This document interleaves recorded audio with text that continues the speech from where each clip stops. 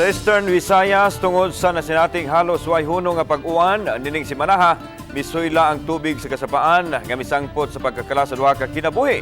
Usa ang missing 120 usab ka mga barangay ang gibahaan. Ang detalye sa report ni Femari Dumabok.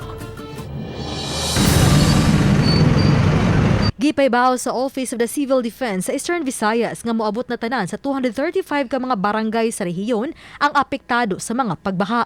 Tungod sa mga pag-uwan nga nasinati sa Eastern Visayas ning si Manaha, 120 ka mga barangay ang padayon pang gibaha hangtod ganihang buntag. Usa sa apektado ang Catbalogan City sa Samar. Sa post ni Mayor Dexter Oy, iyang gipaybaw ang rescue operation sa mga personnel sa Catbalogan City Fire Station o sa City Disaster Risk Reduction and Management Office nga mipatuman sa force evacuation sa 60 ka mga tao o 23 ka pamilya sa Barangay Mercedes. Gipaylo na usab sila sa Catbalogan 5 Central Elementary School nga nagsilbi karong evacuation center. Sa kinatibuk-an, mukapin sa 53,000 ka mga pamilya o 213,737 ka mga tao nga direktang apektado sa pagbaha. 5,379 ka banay ang anaa sa mga evacuation centers. Gitug-an ni OCDA Director Lord Byron Toricarayon nga grabing nabahaan na pipila ka lugar sa mga lalawigan sa Northern Samar, Eastern Samar, Samar ug Leyte. Meron din tayong mga reported na possible na roads and bridges. For Leyte, we have Barangay Santol, San Miguel, Leyte.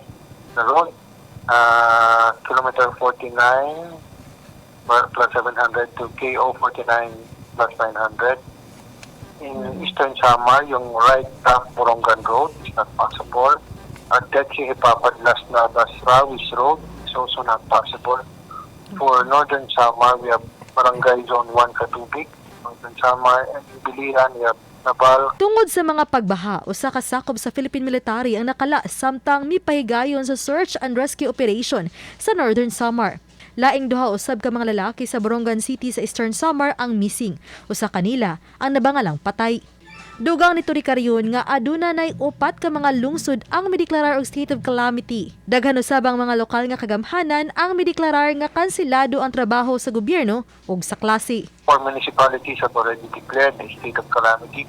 This is San Miguel in Leyte, Dolores in Eastern Samar, Gandara in Samar, and Basay in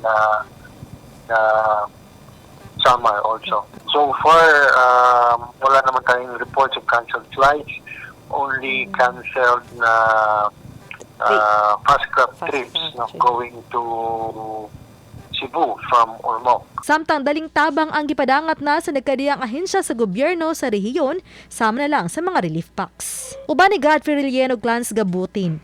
Ako si Femari Dumabok. Balitang Bisdak.